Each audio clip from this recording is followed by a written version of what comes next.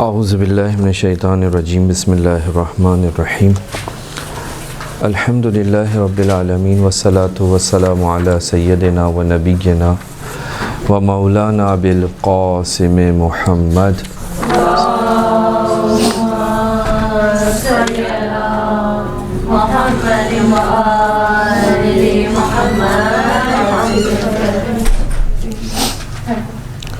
وَلَعْنَةُ الدَّائِمَةُ عَلَىٰ أَعْدَائِهِمْ أَجْمَعِينَ مِنْ يَوْمِنَا إِلَىٰ قِيَامِ يَوْمِ الدِّينِ اما بعد،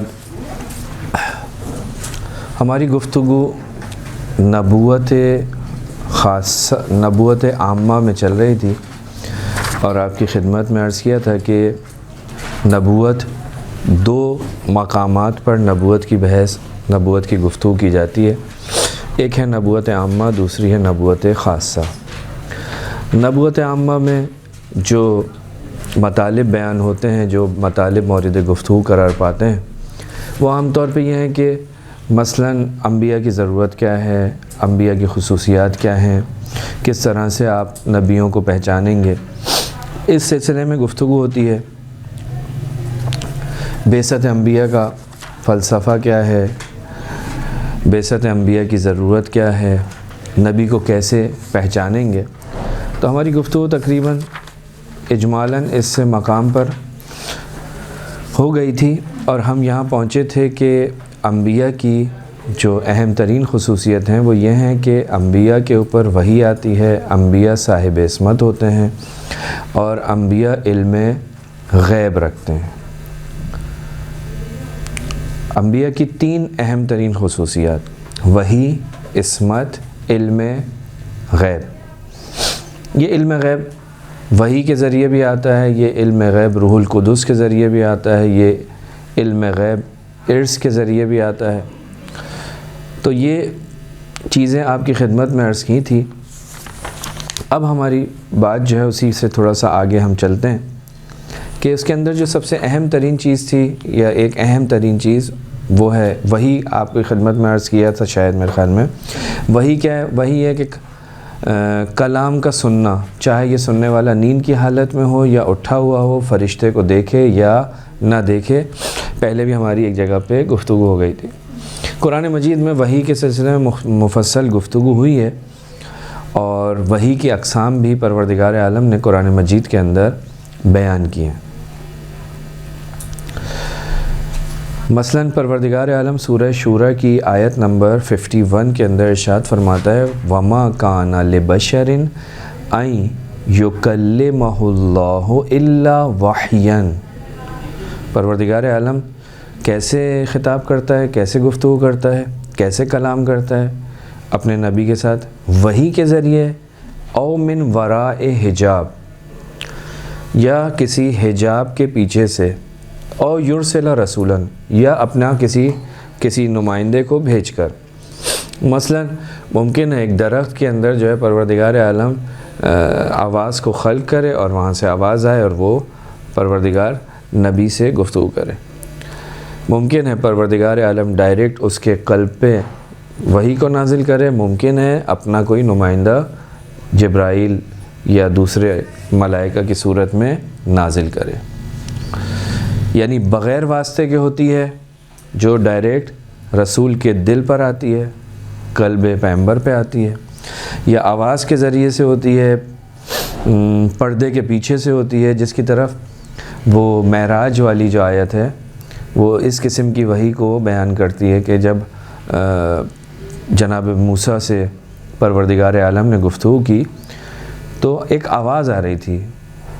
جناب موسیٰ نے دیکھا نہیں تھا کہ جو پروردگار عالم جناب موسیٰ سے کہتا ہے انی انا ربک فاخلع نعلیک، اپنی چپلیں اتارو، یہ وادی مقدس ہے، اور یہ پروردگار عالم کی آواز آ رہی تھی جناب موسیٰ کو، یعنی من وراء حجاب، یہ پردے کے پیچھے ہے، کوئی چیز نہیں ہے، حجاب ہے بیچ میں۔ یا فرشتہ جو ہے وہ نازل ہو، جیسے نزل بہ الروح الامین علی قلبک، پروردگار سورہ شعراء میں آیت نمبر 193 اور 194 میں اس قسم کی وحی کی طرف اشارہ کر رہا ہے کہ فرشتہ وحی جو ہے فرشتہ جو ہے وہ رسول کے دل پر نازل ہوتا ہے. یہ وہی ہے. دوسری چیز کیا ہے؟ عصمت. عصمت کے اندر گفتگو زیادہ ہوتی ہے عام طور پہ. عصمت یعنی معصوم ہونا نبی کے لیے ایک ضروری چیز ہے. ہم نے عرض کیا کہ انبیاء کی خصوصیات کیا ہیں؟ 3. ایک وحی، دوسرا عصمت. وحی پروردگار عالم کا پیغام آتا ہے، مختلف طریقوں سے آتا ہے. پروردگار عالم اپنے نبی کو پیغام پہنچا دیتا ہے. ایک وحی ہے، ایک الہام ہے. الہام رسول کے علاوہ دوسرے لوگوں پر بھی ہوتا ہے، لیکن وحی رسول پر ہوتی ہے. تو دوسری اہم ترین چیز جو ہے وہ ہے عصمت. جس کے پاس یہ عصمت ہوتی ہے اسے ہم کہتے ہیں معصوم. عصمت کیا ہے؟ عصمت ایک ایسی قوت اور ایسی طاقت کا نام ہے جو انسان کو گناہ سے، خطا سے روکتی ہے. جو انسان کو روکتی ہے. گناہ نہیں کرتا انسان اس کی وجہ سے، عصمت کی وجہ سے کوئی خطا نہیں کرتا.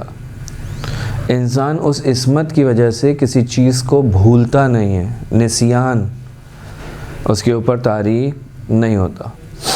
تو یہ جو عصمت ہے یہ گناہ کے مقابلے میں بھی ہے. یہ جو عصمت ہے یہ خطا کے مقابلے میں بھی ہے. یہ جو عصمت ہے نسیان کے مقابلے میں بھی ہے، بھولنے کے مقابلے میں بھی ہے. یعنی خدا کا پیغام آئے اور نبی بھول جائے، نہیں ہو سکتا. بس خطا نہیں ہوگی، گناہ نہیں ہوگا، کسی طریقے کا وہ کسی چیز کو بھولے گا نہیں.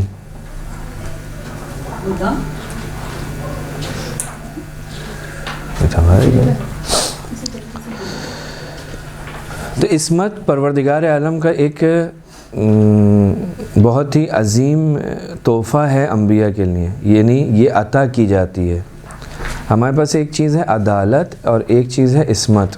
عدالت انسان حاصل کرتا ہے، عصمت جو ہے وہ عطا ہوتی ہے، وہبی ہے، موہوبی ہے، عطا کی ہوئی ہے.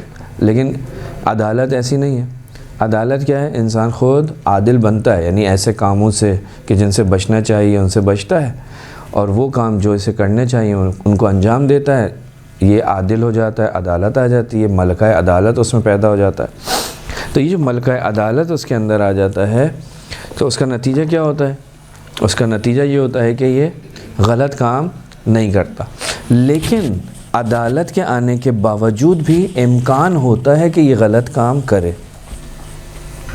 ایسا نہیں ہے کہ عدالت اگر کسی کے پاس آ گئی تو اب اس سے کوئی غلطی نہیں ہوگی.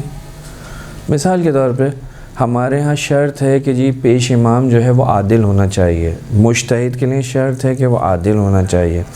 لیکن اس کا یہ مطلب نہیں ہے کہ وہ آج عادل ہے تو کل بھی عادل ہوگا. ہو سکتا ہے اس سے کوئی گناہ کبیرہ صادر ہو اور اس کی عدالت ختم ہو جائے. کوئی ایسا عمل جو عدالت کو ختم کر دیتا ہے اس سے صادر ہو جائے. تو عدالت اگر انسان کے پاس ہو تو اس کا یہ مطلب نہیں ہے کہ اس سے کوئی گناہ نہیں ہو سکتا. لہٰذا ہم یہ نہیں کہتے کہ ہمارا جو مجتہد ہے جس کی ہم تقلید کرتے ہیں وہ گناہ نہیں کر سکتا. امکان ہے اس سے گناہ کا. لیکن جس کے پاس عصمت ہوتی ہے وہاں پر گناہ کا امکان نہیں ہوتا. معصوم ہے. ہم مجتہد کو معصوم نہیں کہتے. ہمارے کتنے بڑے سے بڑے علماء جو آج تک آئے ہیں زمانہ غیبت صغریٰ سے، ہم کسی کی عصمت کے قائل نہیں ہیں. بہت زور لگاتے ہیں تو بعض لوگ کہتے ہیں کہ یہ تالی تلو معصوم ہے، اتنا مقدس ہے، ایسا ہے ایسا ہے. لیکن یہ امکان کوئی نہیں دیتا کہ یہ گناہ نہیں کر سکتا. ممکن ہے اس نے آج تک کوئی گناہ نہ کیا ہو، یہ ہو سکتا ہے، لیکن نہیں کر سکتا کہ ضمانت کوئی نہیں دیتا. لیکن جس کے پاس عصمت ہوتی ہے اس کے پاس اصلاً گناہ کا امکان نہیں ہوتا. البتہ ممکن ہے کسی کے ذہن میں یہ آئے کہ بھائی اگر گناہ کا امکان نہیں ہے تو اس میں اس کا کیا کمال ہے؟ خدا نے دی ہے، خدا نے دی ہے اس کو، تو اس میں اس کا کیا کمال ہے؟ خدا نے اس کو عصمت دے دی، مجھے دیتا تو میں بھی معصوم ہو جاتا۔ گناہ سے عصمت یعنی خدا نے جو دی ہے معصوم خدا کی جانب سے، معصوم کو جو پروردگار عالم نے عنایتیں دی ہیں، اصل میں ہوتا یہ ہے کہ پروردگار عالم معصوم کو مکمل آگاہی اور اختیار کے ساتھ، یعنی جو معصوم گناہ نہیں کر رہا، اس کے پاس کیا ہے؟ مکمل علم ہے اور مکمل اختیار ہے۔ یعنی ایسا نہیں ہے کہ اس کے ہاتھ بند گئے ہیں، اس کے ہاتھ بندے نہیں ہیں، بلکہ اس کے ہاتھ کھلے ہوئے ہیں۔ یہ گناہ کرنا چاہے تو گناہ کر سکتا ہے لیکن نہیں کرتا، بس اپنے اختیار سے نہیں کرتا۔ یہ ایسا ہی ہے جیسے مثال کے طور پہ اگر کوئی شخص جو ہے وہ بہت ہی پیاسا ہو، اس کے سامنے پانی رکھا اور اسے یہ معلوم ہو کہ اس پانی کے اندر زہر پڑا ہے، تو کیا وہ اس پانی کو پیے گا؟ نہیں پیے گا۔ یہ جس طرح سے یہ شخص نہیں پی رہا، کیوں نہیں پی رہا؟ اس کے دل میں کوئی وسوسہ نہیں آ رہا، اس کے پاس کوئی انگیزہ نہیں ہو رہا، کیوں نہیں پی رہا؟ جبکہ اختیار ہے، اس کے ہاتھ تو نہیں بندھے ہوئے، اس کے ہاتھ کسی نے باندھے تو نہیں ہے، بھائی پانی پی لو، لیکن وہ نہیں پیتا۔ اس لیے نہیں پیتا کہ اسے معلوم ہے کہ اگر میں نے یہ پیا تو میری جان چلی جائے گی، جبکہ وہ اختیار رکھتا ہے۔ تو یہاں پر بھی معصوم جو ہے اس کے پاس اختیار ہے، عصمت کے آنے سے اس کا جو ہاتھ ہے وہ بندہ نہیں ہوتا، اس کا اختیار جو ہے وہ سلب نہیں ہوتا، لہٰذا معصوم بھی گناہ نہیں کرتا۔ اب یہاں پر یعنی اپنے اختیار سے وہ گناہ کا مرتکب نہیں ہو رہا، ٹھیک ہے؟ یعنی اس کو سمجھانے کے لیے یہ ہمارے پاس کافی ہے کہ ہمیں جب معلوم ہوتا ہے کسی چیز کی حقیقت کا، پروردگار عالم نے بس مجھے اس کی چیز کی حقیقت کا پتہ ہے، لہٰذا میں اس چیز کو انجام نہیں دیتا۔ معصوم کا اختیار سلب نہیں ہوا، اختیار ہے، میں یہ زہر کا پیالہ پی سکتا ہوں، اور لوگ پیتے بھی ہیں، بعض اوقات لوگ پیتے بھی ہیں، جھوٹ بول رہے ہیں تو پی رہے ہیں، ہاں وہ تو اپنی جگہ، لیکن اگر کسی کو پتہ بھی ہے کہ اس کے اندر یہ ہے، وہ پھر بھی پی لیتا ہے، تو یعنی اس کے ہاتھ بندھے ہوئے نہیں ہیں، اس نے اپنے اختیار سے یہ کام کیا ہے۔ تو یہاں پر بھی یہی بات ہوتی ہے کہ وہ کیا کر رہا ہوتا ہے؟ وہ حقیقت میں امام معصوم جو ہے اس گناہ کی حقیقت کو دیکھ رہا ہوتا ہے۔ البتہ قرآن نے بعض جگہوں پہ گناہ کی حقیقت ہمیں بھی بیان کی ہے، اگر غیبت کرو گے تو کیا ہوگا؟ ایسا ہے کہ تم نے اپنے مردہ بھائی کا گوشت کھایا، تو حقیقت بیان کر دی۔ اب اگر میں غیبت کر رہا ہوں تو میں اپنے اختیار سے کیا کر رہا ہوں؟ اپنے بھائی کا، مردہ بھائی کا گوشت کھا رہا ہوں، یہاں پہ اختیار ہے، سلب تو نہیں ہوا۔ پروردگار نے اس کے کھول کے بتا دیا، دیکھو جو تم غیبت کرتے ہو، جو مزہ تمہیں آتا ہے اس وقت، اس کی حقیقت یہ ہے کیونکہ میرے اندر ایمان کی کمی ہوتی ہے، کیونکہ میں اس چیز کو ہضم نہیں کر پاتا، لہٰذا میں کیا کرتا ہوں؟ اس کے خلاف کا مرتکب ہو جاتا ہوں، اس کی خلاف ورزی کرتا ہوں، جبکہ جانتا ہوں خدا نے اس کے اوپر سے چہرہ، اس کا حقیقی چہرہ مجھے دکھا دیا۔ تو یہاں پر بھی ایسا ہی ہے کہ امام کے ہاتھ نہیں بندھے ہوئے، ایسا نہیں ہے کہ پروردگار نے کہا کہ بس تم اس کی طرف جا ہی نہیں سکتے، نہیں، ان کو چہرہ دکھا دیا ہے، انہوں نے اس کی طرف رخ نہیں کرتے۔ یعنی صرف جو ہے علم حصولی معنی نہیں بنتا یہ جو مجھے حاصل ہوا تھا اس پیالے کے اندر زہر ہے، بلکہ اس علم سے ایک اور بالا ترین مرحلہ ہے، وہ کیا ہے؟ وہ ہے مشاہدہ، اس کا دل جو ہے وہ دیکھ رہا ہوتا ہے اس کی حقیقت کو۔ امام معصوم جو ہے وہ حق الیقین کی منزل پر ہوتا ہے، لہٰذا امام معصوم جو ہے وہ کبھی بھی اس چیز کا مرتکب نہیں ہوتا۔ اب ممکن ہے یہ سوال آئے کہ بھائی عصمت کی وجہ کیوں ان کو عصمت دی، مجھے کیوں نہیں دی؟ یعنی عصمت کی وجہ سے کوئی بافضیلت نہیں ہو سکتا، کیوں؟ کیونکہ ان کو دی ہے، مجھے نہیں دی۔ جس طرح سے مثال کے طور پہ رنگ کی بنا پر کوئی بافضیلت نہیں ہوتا، خوبصورتی کی وجہ سے کوئی بافضیلت نہیں ہوتا، یہ چیزیں ہیں جو کسی کے پاس ہیں، کسی کے پاس نہیں ہیں۔ تو عصمت خدا نے عطا کی ہے، صحیح ہے، خدا نے دی ہے ان کو، لیکن یہ عطا جو ہوئی ہے یہ اس وجہ سے ہوئی ہے کہ ان کے اندر اس کو لینے کی قابلیت تھی۔ ایسا نہیں ہے کہ پروردگار عالم نے ان کو دے دی مجھے نہیں دی۔ یہ دنیا کے اندر جو فرق ہے اس کے پیچھے پروردگار عالم کی حکمت کار فرما ہے۔ جو جس لائق تھا اسے پروردگار عالم نے اس دنیا میں امتحان لے کر وہ عطا کیا اور اس دنیا میں بھیج دیا۔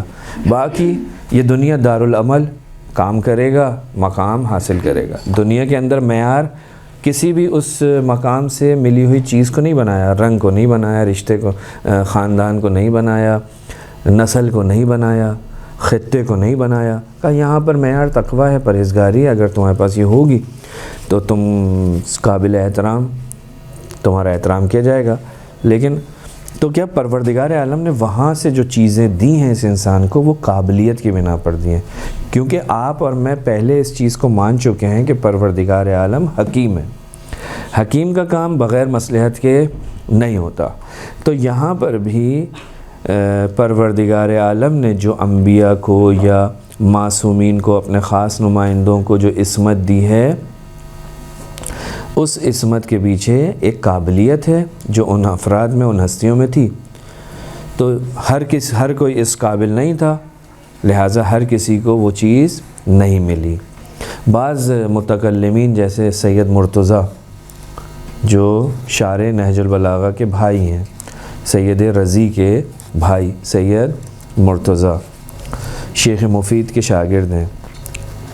شیخ مفید، سید مرتضیٰ، یہ لوگ سید مرتضیٰ اور شیخ مفید جو ہیں وہ یہ کہتے ہیں اپنی کتابوں کے اندر کہ خدا اپنے علم سے جانتا تھا کہ کچھ لوگ ایسے ہیں کہ جب انہیں یہ مقام ملے گا تو اس مقام کا احترام کریں گے اور گناہ کا ارادہ نہیں کریں گے، لیکن یہ سب ایسے نہیں ہیں، سب لوگ ایسے نہیں ہیں، یہ چند لوگ ایسے ہیں، سارے کے سارے ایسے نہیں ہیں۔ لہٰذا پروردگار نے پہلے گروہ کو جو ایسے تھے، اس قابل تھے کہ گناہ نہ کریں، پروردگار نے ان کو مقام عصمت عطا کی، جو اہلیت رکھتے تھے اس مقام پہ، اور دوسروں کو نہیں دیا۔ یہ علماء کی رائے ہے۔ اس کے علاوہ بھی دوسری آراء ہیں موجود کہ جو اس سلسلے میں ہم تک ہماری کتابوں کے اندر، مفصل کتابوں کے اندر موجود ہیں۔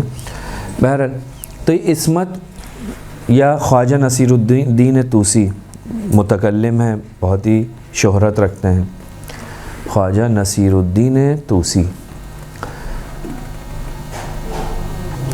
وہ کہتے ہیں عصمت کیوں ہوگی؟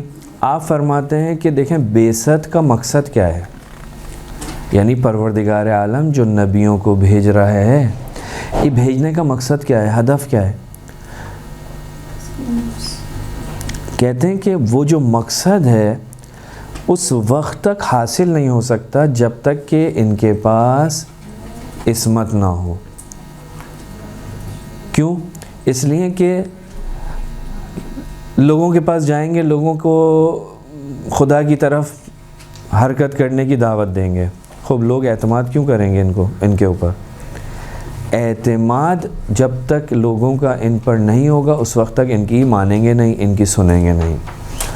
تو بعثت کا مقصد اس وقت تک حاصل نہیں ہو سکتا جب تک لوگ ان پر اعتماد نہ کریں، اور انبیاء کا گناہ گار ہونا اعتماد کو ختم کرنے کا باعث بنتا ہے۔ لہٰذا وہ جو پروردگار عالم کی غرض ہے، جو پروردگار عالم جو نبیوں کو بھیجنا چاہ رہا ہے کہ لوگوں کو دعوت دو میری طرف، الہی دین کی طرف، ان کو حقیقت دکھاؤ، جب لوگ اعتماد ہی نہیں کریں گے۔ اعتماد کیوں نہیں ہو رہا؟ اس لیے کہ انبیاء اگر معصوم نہیں ہوں گے تو گناہ کریں گے، گناہ ہوگا تو نتیجہ کیا ہوگا؟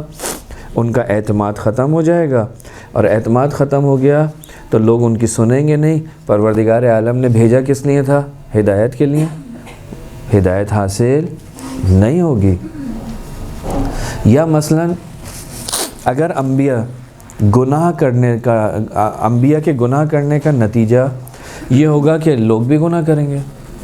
ایک آدمی آیا ہے جو خود گناہ کر رہا ہے تو وہ جو پیچھے اس کے چلنے والے ہیں، اس کے ماننے والے ہیں، وہ بھی گناہ کریں گے، کیونکہ انہیں کہا گیا ہے ان کی پیروی کرو، جو یہ کریں وہ تم بھی کرو، اور وہ گناہ کرتا ہے۔ اب اگر ایسا ہو جائے تو ایک طرف سے ہمیں کہا گیا کہ گناہ مت کرو، ایک طرف سے کہا ہے ان کی پیروی کرو، ان کی پیروی کے اندر گناہ ہو رہا ہے، تو گناہ کرنا اور گناہ نہ کرنا یہ دونوں آپس میں جمع نہیں ہو سکتے، ایک ساتھ نہیں ہو سکتے کہ میں گناہ کروں گناہ نہ کروں، یہ دونوں ایک ساتھ نہیں ہو سکتے، ممکن نہیں ہے. تو یہ بھی مسئلہ صحیح نہیں ہے، بس ان کا معصوم ہونا ضروری ہے. اسی طرح سے مثال کے طور پہ شرعی احکام میں سے ایک حکم ہے ہمیں امر بالمعروف نہی عن المنکر. اگر پیغمبر اللہ کا نمائندہ گناہ کرے تو آپ کی کیا ذمہ داری ہوگی؟ خدا نے کہا ہے امر بالمعروف کرو، تو آپ جو ہے جائیں پیغمبر کو امر بالمعروف کریں. بس لوگوں کی ذمہ داری ہو جائے گی، لوگوں کے لیے ضروری ہو جائے گا کہ جا کے اسے امر کریں، اسے نہیں کریں، بھائی روکیں اسے کہ یہ کام نہیں کرو. اگر یہ نہیں پیغمبر کی تکلیف کا باعث بنے، میں جا کے پیغمبر کو نہیں کرتا ہوں، منع کرتا ہوں اور اس سے پیغمبر کو اذیت ہوتی ہے، تو دوسری طرف سے خدا کہتا ہے پیغمبر کو اذیت مت پہنچاؤ. بس ایک طرف سے اذیت ہوگی، دوسری طرف سے وہ حکم آئے گا کہ اذیت نہ بچاؤ. نتیجہ کیا ہوگا؟ نتیجہ ہی نہیں نکلے گا کہ اگر پیغمبر گناہوں کا مرتکب ہوگا تو یہ سبب بنے گا اس کا گناہ کہ لوگ جو ہیں اسے نہیں از منکر کریں جو واجب ہے، اور اس کو تکلیف دینا حرام ہے. تو ایک ہی جگہ پر واجب اور حرام جمع ہو جائیں گے. یعنی میں کیا کروں؟ حرام کروں یا واجب؟ دونوں تو نہیں کر سکتا، ایسا تو نہیں ہو سکتا کہ دونوں کام کروں. ایک سے مجھے رکنا ہے، ایک کو میں نے انجام دینا ہے. تو اس کے علاوہ بھی بہت سی دلیلیں کہ جتنے بھی انبیاء ہیں ان کا معصوم ہونا ضروری ہے. گناہ سے بھی معصوم ہونا ضروری ہے، خطا سے بھی معصوم ہونا ضروری ہے.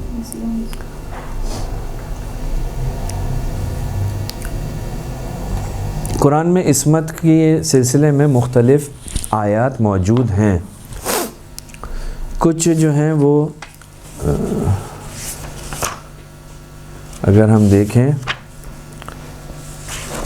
مختلف آیات جو ہیں وہ قرآن مجید کے اندر عصمت کے سلسلے میں جو آئی ہیں، 2-4 تو بہت ہی مشہور و معروف آیات ہیں جن سے استفادہ کیا جاتا ہے کہ انبیاء جو ہیں وہ کیا ہیں؟ معصوم ہیں.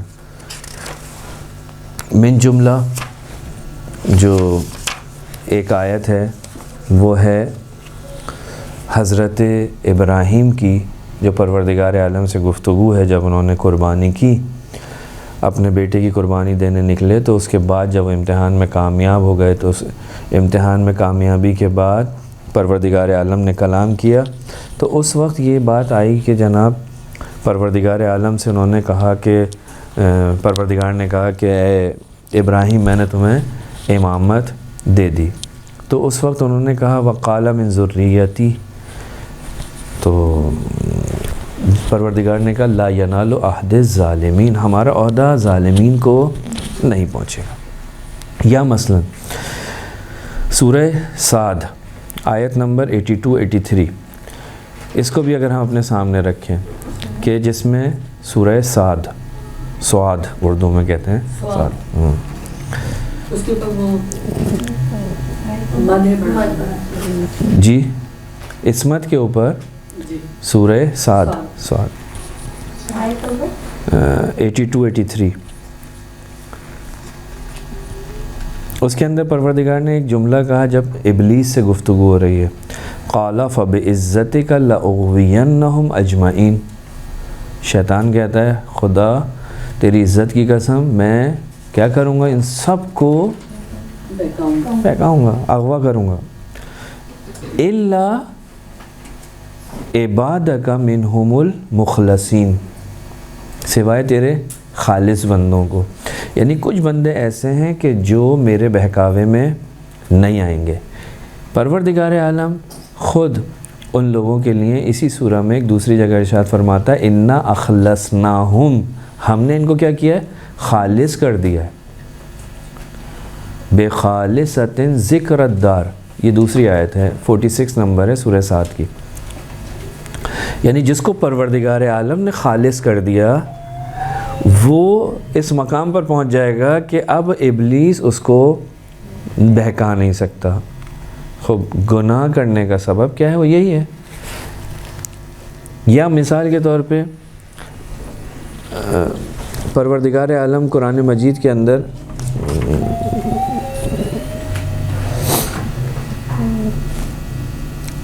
آیت تطہیر کو ذکر کرتا ہے. انما یرید اللہ لیذھب عنکم الرجس اہل البیت ویطہرکم تطہیرا.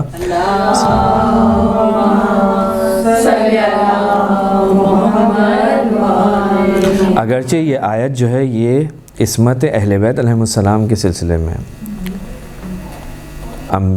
انبیاء کی عصمت کے سلسلے میں نہیں ہے، لیکن پروردگار عالم نے کچھ لوگوں کو کیا رکھا ہے؟ معصوم رکھا ہے. یعنی کیا؟ یعنی ان کو رجس سے دور رکھا ہے. رجس سے پروردگار نے کچھ لوگوں کو خالص کر دیا ہے. کس سے خالص کر دیا ہے؟ برائی سے دور رکھا ہے ان کو. اسی طرح رجس سے دور رکھا ہے. رجس کسی ناپاک چیز کو، کسی گندی چیز کو صرف نہیں کہتے، بلکہ رجس سے مراد ہر وہ چیز جو انسان کی روح میں عیب، کوئی نقص، اس کی رائے میں کوئی اضطراب، رائے میں استحکام نہ ہو اور گناہ کا باعث ہو، اسے رجس کہتے ہیں. یعنی رجس صرف ظاہری گندگی کا نام نہیں ہے کہ گندگی سے دور رکھا ہے، نہیں، وہ ہر قسم کے عیب سے دور ہے. یہ جو بھول جانا ہے یہ خود ایک عیب ہے. عیب ہے، ہر قسم کے عیب سے دور ہے، نقص و عیب سے. رائے میں استحکام نہ ہونا، اضطراب ہونا، مضطرب ہونا رائے کا، یہ بھی رجس کا ایک مصداق ہے. تو جب وہاں پروردگار کہتا ہے کہ ہم نے تمہیں ہر قسم کے رجس سے دور رکھا، تو وہاں پر بھی یہ چیز جو ہے دلالت کرتی ہے اس چیز کے اوپر کہ یہ ہستیاں معصوم ہیں. کس سے؟ سہو و خطا سے بھی معصوم ہیں، یعنی ان سے کوئی ایسی چیز سرزد نہیں ہوتی. یا مثال کے طور پہ پروردگار سورہ نساء آیت نمبر 64 میں ارشاد فرماتا ہے کہ وما ارسلنا من رسول الا لیطاع باذن اللہ. ہم نے کسی پیغمبر کو نہیں بھیجا مگر یہ کہ بتوفیق الہی، اس کی توفیق الہی کے ذریعے کیا ہو گیا؟ اذن خدا کے ذریعے کیا ہوا؟ اس کی اطاعت کرو، اس کی اطاعت کرو. خوب اطاعت کرنے کا لازمہ یہ ہے، پروردگار عالم حکم دے رہا ہے آپ کو کہ اطاعت کرو. اطاعت کس کی ہوگی؟ یہاں پر تو انہوں نے کچھ نہیں کہا پروردگار نے کہ جناب وہ ایسا ہو تو اطاعت کرنا، ایسا نہ ہو تو اطاعت مت کرنا. پروردگار نے مطلقاً کہا بغیر کسی شرط کے کہ اس کی اطاعت کرو جو ہم نے نبی بھیجا ہے. خب اطاعت مطلق کا لازمہ یہ ہے کہ وہ معصوم ہو، اس سے کسی قسم کا گناہ نہ ہوتا ہو. دیکھیں والدین کی بھی اطاعت کا حکم دیا، والدین کی، لیکن مطلقاً نہیں دیا. آ کر کہا کہ جی اگر وہ گناہ کی طرف دعوت دیں، اگر وہ کسی حرام کام کا کہیں تو اس میں نہیں سننی، لیکن مستحب کام کے مقابلے میں ان کا کوئی حکم ہو اس کو مانو، میرا کہنا مت سنو، میرا کہنا نہیں سنو. تو وہاں پہ والدین کی اطاعت کا حکم دیا، لیکن اس کے اندر ایک شرط لگا دی کہ اس کی باؤنڈری یہاں تک ہے. لیکن جب یہاں پر اپنے رسولوں کی اطاعت کے بارے میں اللہ کہہ رہا ہے تو وہاں کسی قسم کی کوئی قید نہیں لگاتا، کوئی شرط نہیں لگاتا، کوئی کنڈیشن نہیں لگا رہا. آپ کا کام ہے اطاعت کرنا. اب یہ اسی وقت معقول ہے کہ جب وہ کسی گناہ کا مرتکب نہ ہوتا ہو. اگر وہ گناہ کا مرتکب ہوتا ہے تو مجھے بھی اس گناہ کی دعوت دے گا، میں بھی گناہ کروں گا. نقض غرض ہے، خدا نے کس لیے بھیجا تھا؟ اس لیے نہیں. اسی طرح روایت کے اندر بھی بہت ساری چیزیں، بہت ساری روایتیں موجود ہیں کہ جو یہ بتاتی ہیں کہ نبی جو ہے وہ معصوم ہوتا ہے. امیر المومنین فرماتے ہیں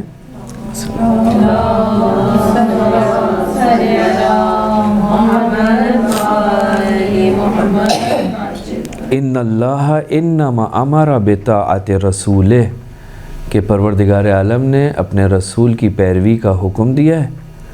لِأَنَّهُ معصوم، کیوں؟ کیوں حکم دیا ہے؟ اس لیے کہ وہ معصوم ہے. مطہر، وہ کیا ہے؟ پاک ہے. لا یامر بمعصیت اللہ، وہ اللہ کی معصیت کا حکم نہیں دیتا. تو نبی کے لیے ضروری ہے کہ وہ کیا ہو؟ معصوم ہو. بس ایک چیز تھی معصوم ہونا، دوسری چیز تھی ہم نے خصوصیات بیان کی تھی، اس میں ایک بات کی تھی ہم نے وحی، دوسری چیز ہم نے بیان کی تھی عصمت، اور تیسری چیز کیا تھی؟ جی علم غیب. آپ اس کی ریفرنس بتائے گا ابھی جو آپ نے آیت بھرائی تھی، آیت یا روایت؟ مولا علی کی روایت تھی کہ پروردگار عالم نے امر کیا ہے، حکم دیا ہے رسول کی اطاعت کرنے کا. کیونکہ رسول، امام نے وجہ بیان کی ہے رسول کی اطاعت کیوں؟ اس لیے کہ وہ معصوم ہوتا ہے، وہ پاک ہوتا ہے، وہ معصیت کا حکم نہیں دیتا.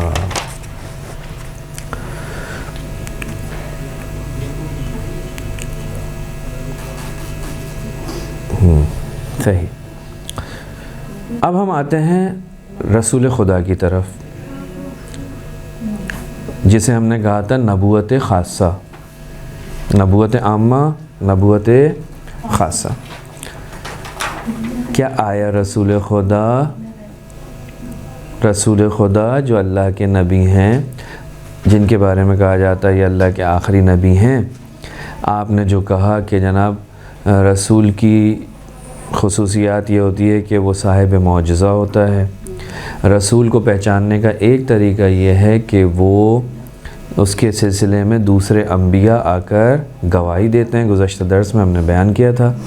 تیسرا یہ کہ کچھ قرائن ایسے ہوں کہ جن سے آپ یہ سمجھ سکیں کہ یہ معصوم ہے. آیا رسول خدا کے سلسلے میں یہ ساری چیزیں ہیں؟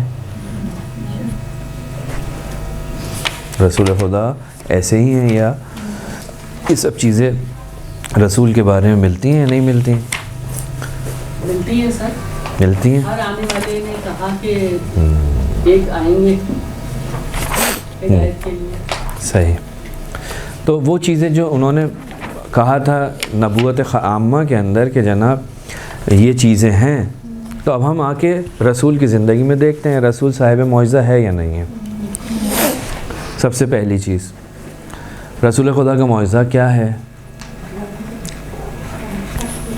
رسول خدا کس چیز کو معجزے کے کیوں؟ حضرت موسیٰ کے 9 معجزے تھے قرآن نے کہا، حضرت عیسیٰ کے بھی ظاہراً 7 معجزے تھے. رسول خدا کا معجزہ کیا ہے؟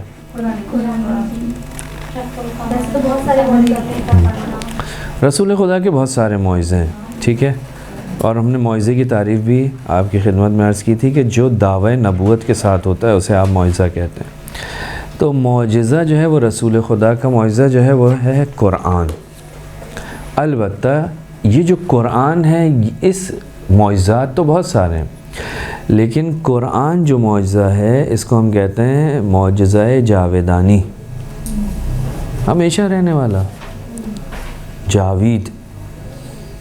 یعنی جب تک دنیا ہے اس وقت تک یہ معجزہ رہے گا. اس سے پہلے جتنے بھی نبی آتے تھے ان کا معجزہ ان کے زمانے میں ان کے ساتھ وہ چلے جاتے تھے، معجزہ بھی ختم ہو جاتا تھا.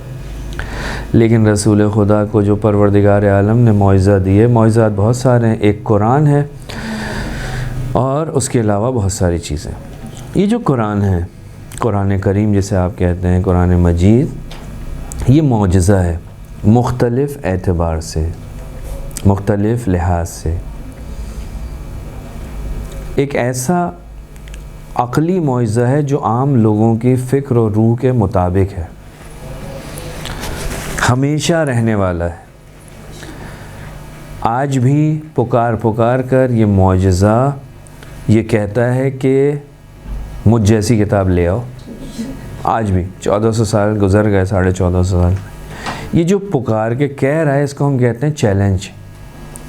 اور ہم نے معجزے کی تعریف کے اندر کہا تھا کہ معجزے کے اندر چیلنج ہوتا ہے، یعنی لے کے آ جاؤ. حضرت موسیٰ اژدہا بنا رہے ہیں، تم بھی بنا لو، لیکن کوئی نہیں لاتا. معجزہ ہمیشہ غالب ہوتا ہے، کبھی مغلوب نہیں ہوتا، اس کے اوپر کوئی نہیں آتا۔ تو حضرت رسول خدا کا جو معجزہ ہے، معجزہ جاویدان، اس معجزے کی خصوصیت یہ ہے کہ یہ اس وقت سے لے کر آج تک چیلنج کر رہا ہے، چیلنج، جاؤ لے کے آؤ، اس جیسا کچھ لے کر آ جاؤ، تحدی کر رہا ہے۔ اچھا، مجھ جیسی کتاب نہیں لا سکتے، 114 سورہ نہیں لے کے آ سکتے، تو کیا کرو؟ کَلَّا یَأْتُونَ بِمِثْلِهِ، اگر تم ایسا نہیں لا سکتے تو فَأْتُوا بِعَشْرِ سُوَرٍ، 10 صورتیں لے آؤ، 10 صورتیں لے آؤ۔ اچھا 10 صورتیں بھی نہیں لا سکتے، فَأْتُوا بِسُورَةٍ مِّن مِّثْلِهِ، ایک سورہ لے آؤ، ایک سورہ۔ ایک سورہ میں بھی پروردگار نے یہ نہیں کہا کہ سورہ بقرہ جیسی سورہ لے آؤ، وہ بھی ایک سورہ تھی، پروردگار نے کہا ایک سورہ لے آؤ، ایک سورہ سورہ کوثر بھی ہے، سورہ کوثر جیسی کوئی سورہ لے آؤ، 3 آیتوں میں مشتمل، مختصر۔ لیکن تاریخ اسلام جو ہے وہ اس بات کی گواہ ہے کہ کوئی بھی شخص ابتدا سے لے کر آج تک، جبکہ لوگوں کے پاس اس کا انگیزہ ہے، یعنی لوگ چاہتے ہیں کسی طریقے سے اس دین کو جو ہے وہ جھوٹا ثابت کریں، اس شریعت کو جھوٹی ثابت کریں، لہٰذا جب رسول خدا آئے تھے اس وقت بھی اور آج بھی دشمن اسلام جو ہے وہ موجود ہے، لیکن کیونکہ وہ اس جیسی کتاب کو لانے سے اپنے آپ کو عاجز سمجھتا ہے، عاجز پاتا ہے، کوشش نہیں، ایسا نہیں ہے کہ کوشش نہیں کی لانے کی، کوشش کی گئی ہیں۔ اگر آپ علوم قرآن کی اس موضوع میں جائیں تو آپ کو دکھائی دے گا کہ وہاں پر بہت سارے واقعات، بہت ساری تاریخی حقائق ہیں کہ جس میں ملتا ہے کہ جی فلاں آدمی تھا، اس نے سورہ فیل کے مقابلے میں ایک سورہ لکھی، سورہ فیل کے اندر پروردگار عالم ایک بہترین قسم کی انسان کی اصلاح کر رہا ہے، معارف دے رہا ہے، لیکن اس نے جو سورہ فیل کے مقابلے میں ایک سورہ لکھی، اس نے کہا کہ الفیل، خود فیل کو لے کے آیا کہ الفیل ملفیل وما ادراک ملفیل، کہ فیل یعنی ہاتھی، ہاتھی کیا ہے، ہاتھی کسے کہتے ہیں، تمہیں کیا معلوم ہاتھی کسے کہتے ہیں، اس کی ایک لمبی سی سونڈ ہوتی ہے، اس کے دانت ہوتے ہیں، اس کی دم ہوتی ہے۔ مثلا اس نے کیا کیا کہ اس کے وزن کو قرآن کی آیت کے وزن پہ لے کر آ گیا، باقی اس کے اندر مطلب کیا ہے، کچھ نہیں۔ قرآن صرف ایسا تو نہیں ہے کہ قرآن کے آیات کے وزن کے اوپر آپ کسی جملے کو لے آئیں تو وہ قرآن کا مقابلہ کرے گا، نہیں، قرآن فصیح ہے، قرآن بلیغ ہے، قرآن کے اندر جو بہت ساری چیزیں ہیں۔ ایک چیز جو اس زمانے کے اندر تھی وہ فصاحت و بلاغت تھی، یہ ایک چیز تھی۔ یہ جو کہا جاتا ہے جی رسول خدا کا معجزہ، کیونکہ اس زمانے کے اندر فصاحت و بلاغت کا زمانہ تھا، ان کے ہاں بہت اس کی اہمیت تھی، خانہ کعبہ کے اوپر اپنے اشعار لکھتے تھے، تو پروردگار عالم نے جو معجزہ دیا وہ اس صورت میں، لہٰذا رسول خدا کے اوپر آنے والی ابتدائی آیت جب خانہ خدا کے دروازے پر لٹکائی گئیں، اس کے بعد پھر کسی مشرک کا کوئی شعر اس جگہ پر نہیں آیا، کیونکہ اس کے شرائط یہ تھی کہ جب تک اس سے بہتر کوئی نہیں آئے وہ ہٹتی نہیں تھی۔ تو قرآن کا ایسا نہیں ہے کہ مقابلہ نہیں کیا، ایسا نہیں ہے کہ اس کے مقابلے میں یہ جو ہیں لے کر نہیں آئے، نہیں، لے کر آئے۔ ولید ابن مغیرہ کا نام آپ نے سنا ہے، بنی مخزوم سے، اس کو جو بہت ہی عقل مند انسان تھا، اس کو بھیجا، کہا جاؤ دیکھو کیا لے کر آئے، کیا ہے۔ وہ رسول کے پاس آیا، کہا مجھے بھی بتاؤ کیا لے کر آئے ہو، کیا سنا رہے ہو لوگوں کو۔ رسول خدا نے سورہ حامیم سجدہ کی کچھ آیات اس کے سامنے پڑھی، تو اس کے دل میں ایک ہیجان، اضطراب، بے اختیار اپنی جگہ سے کھڑا ہوا اور چلا گیا۔ اب لوگوں نے یہ کہنا شروع کر دیا کہ بھائی ولید بھی جو ہے وہ محمد کا حامی ہو گیا، محمد کی پارٹی میں چلا گیا۔ تو فوراً تاریخ میں ملتا ہے کہ ابو سفیان اس کے پاس پہنچا کہ بھائی لوگوں کے ذہنوں میں یہ بات آ رہی ہے، تو اب کیا کریں؟ اس نے کہا کہ اچھا، تو پھر وہ آیا، قریش کی محفل جمی ہوئی تھی، اور پھر اب وہ کیا بولے کہ جھوٹا ہے، تو پہلے ہی امین ثابت ہو چکے ہیں، وہ کیا دیوانہ ہے، اور اس سے بہتر عقل رکھنے والا کوئی نہیں ہے۔ تو اس نے کیا کہا کہ وہ جادوگر ہے، ساحر، یعنی یہ تہمت رسول خدا پہ لگائی تاکہ لوگ اس سے دور ہوں، اور یہی تہمت سبب بنی کہ لوگ قریب ہو گئے، کیونکہ ان سے کہا جاتا تھا اپنے کانوں کے اندر جو ہے روئیاں ٹھوس کے جاؤ، انگلیاں ڈال کے جاؤ، اس کی بات نہیں سننی۔ لیکن انسان ہے، جستجو تو ہوتی ہے۔ طواف کرتے میں کہتے دل میں آتا تھا کہ بھئی سنیں تو کیا کہہ رہا ہے، اور وہیں سے وہ ہدایت ہوتی تھی۔ کس نے تہمت لگائی تھی؟ ولید ابن مغیرہ نے یہ جملہ کہا کہ یہ ساحر ہیں رسول خدا کو۔ تو اعجاز قرآن کا معجزہ ہونا فصاحت و بلاغت کے اعتبار سے، یعنی اس کے الفاظ اور اس کے مطالب دونوں اعلیٰ ہیں۔ قرآن لانے دوسرا معجزہ اس کا یہ ہے کہ البتہ کہ یہ جس شخص کے پاس آیا ہے، جو شخص یہ کتاب لے کر آ رہا ہے، جو شخص یہ آیات پڑھ کے سنا رہا ہے، اس کے بارے میں کسی انسان نے یہ نہیں لکھا کہ یہ کسی درس میں جا کر بیٹھا ہو، کسی کے پاس جا کے اس نے کچھ سیکھا ہو۔ لہذا قرآن نے امی کی تعبیر کی ہے کہ یہ کسی کے پاس جا کر نہیں بیٹھا، درس نہیں پڑھا۔ خوب یہی اس کتاب کی حقانیت کی دلیل، کسی سے لیا نہیں ہے، یہ اوپر سے اتری ہے۔ 23 سال کے اندر نازل ہونے والی کتاب، تیسری بات 23 سال میں۔ آپ دیکھیے جو اتنی مدت میں جو عام طور پہ جو کتابیں لکھی جاتی ہیں، اس کی ابتدا اور انتہا میں فرق آ جاتا ہے۔ انسان جب لکھنے بیٹھتا ہے تو اس کی بہت انرجی ہوتی ہے، ساری توجہ ہوتی ہے، طاقت ہوتی ہے، جوان۔ لیکن جیسے جیسے ٹائم گزرتا جاتا ہے اس کے حوصلہ ختم ہو جاتا ہے۔ نتیجہ یہ ہوتا ہے کہ بہت ساری کتابیں آپ کو ملیں گی جو ابتدا میں بہت زبردست، لیکن انتہا میں جا کے وہ استدلال میں ضعف، کمزوری، حتیٰ اتنی مدت کے اندر جب انسان کو ایک چیز لکھتا ہے تو اس کی پہلی 20 سال پہلے جو اس نے بات کی اور آج جو بات کی ہے، نظریات تبدیل ہوتے ہیں، آپس میں ٹکرانے لگتی ہے۔ 23 سال کے اندر ایک کتاب آ رہی ہے، 23 سال میں رسول خدا دے رہے ہیں، لیکن نہ اس کے اندر کسی قسم کی کمی ہے، نہ اس کے اندر کسی قسم کا کوئی ٹکراؤ، مطالب میں کوئی اختلاف نہیں ہے۔ پھر اس زمانے میں یہ نازل ہونے والی کتاب جدید علمی انکشافات کرتی ہوئی دکھائی دے رہی ہے، جس میں بہت سے اب جا کر 1400 سال کے بعد جا کر ہمیں پتہ چل رہے ہیں کہ جناب یہ تو قرآن نے ایسے کہا تھا۔ وہ فزکس کے ہوں، میڈیکل کے ہوں، باٹنی سے تعلق رکھتے ہوں، علم نفسیات سے تعلق رکھتے ہوں، مختلف قسم کی چیزیں قرآن مجید کے اندر اس زمانے میں آئی ہیں، جو آج جو ہے انسان کہتا ہے مثلا یہ جو درخت ہیں ان کے اندر پھل کیسے آتا ہے، قرآن مجید نے اس وقت بتا دیا۔ قانون جاذبہ پروردگار عالم نے قرآن میں بتا دیا، زوجیت کا قانون پروردگار نے قرآن میں بیان کیا۔ غیبی خبریں،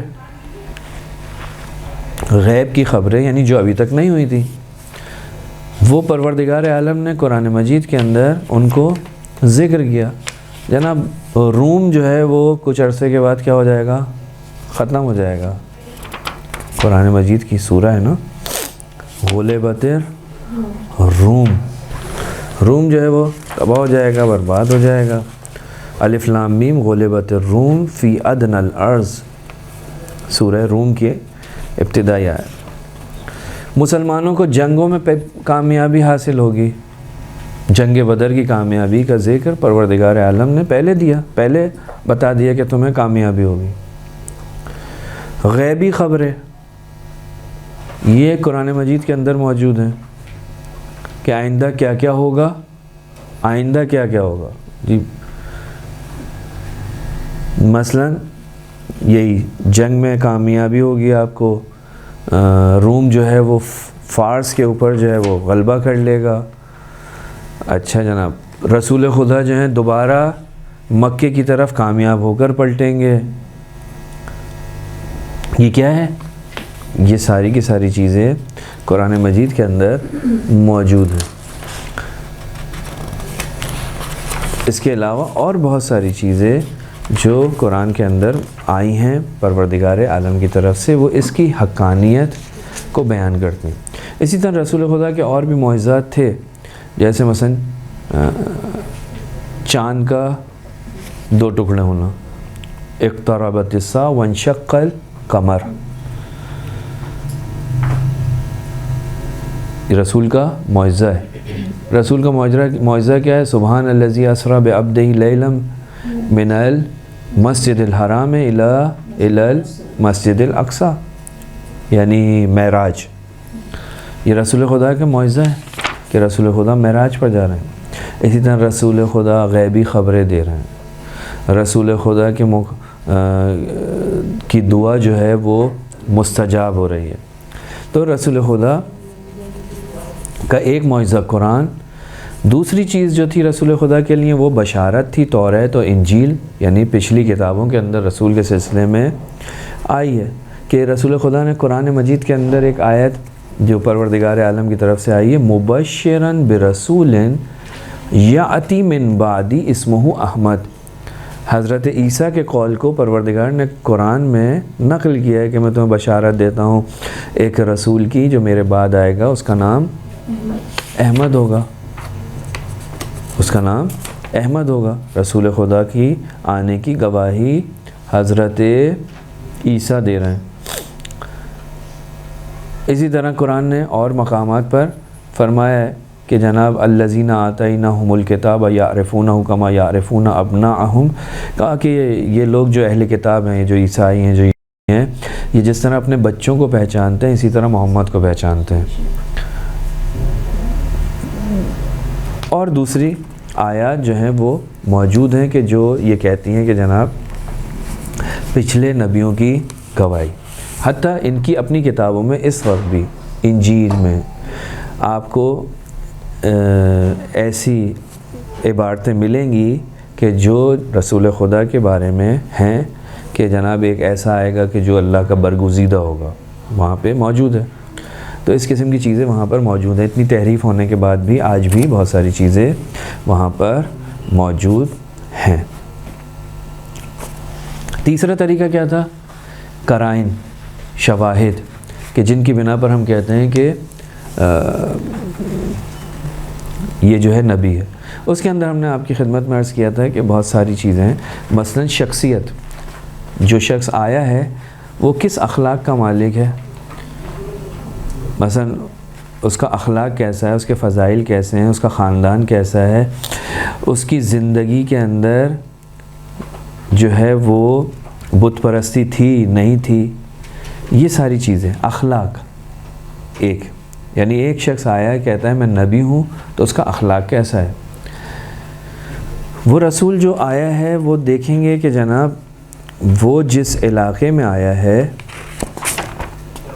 اس علاقے کے اندر، اس محیط میں، اس جامع میں، اس معاشرے کے اندر کہ جو گمراہی کے اندر ڈوبا ہوا ہے، وہ شخص آ کر اپنی رسالت کا آغاز کر رہا ہے اور بہترین معارف کو ان کے سامنے پیش کر رہا ہے اور ان سے کسی بھی قسم کا سوء استفادہ نہیں کر رہا.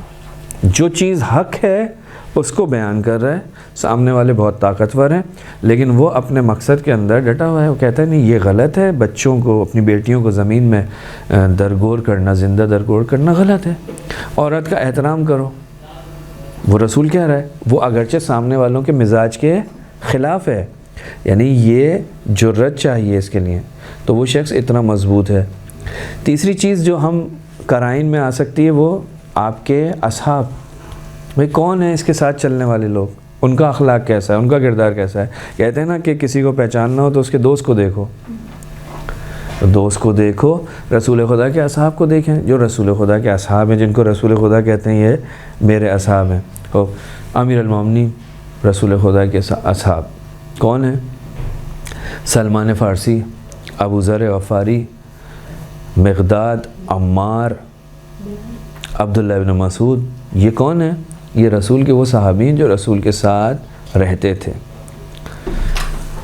اسی طریقے سے وعلیکم السلام، رسول خدا جو اپنے احکامات، وہ جو شخص آیا ہے وہ لوگوں کے ساتھ کس طرح سے پیش آ رہا ہے، لوگوں کے ساتھ اپنے اقربا پروری اور ان چیزوں کو دیکھتا ہے یا نہیں. رسول کی معاشرے کے اندر جو طرز عمل تھا وہ کیا تھا؟ وہ ایک چیز تھی، انصاف اور عدالت. چاہے سگا بھائی کیوں نہ ہو، رسول کی نسبت فرق نہیں کرتا. سگے بھائی کے ہاتھ کے اندر بھی اگر وہ واقعہ صحیح ہو تو جلتی ہوئی سلاخ رکھ دی، جتنا تمہارا حق ہے اتنا ہی ملے گا، اس سے زیادہ نہیں ملے گا. ثابت قدمی کہ اس مقصد کو جو میں لے کر آیا ہوں، جو میں آپ کو جس کی طرف دعوت دے رہا ہوں، اس کے اوپر میں کتنا خود پابند ہوں اس کا.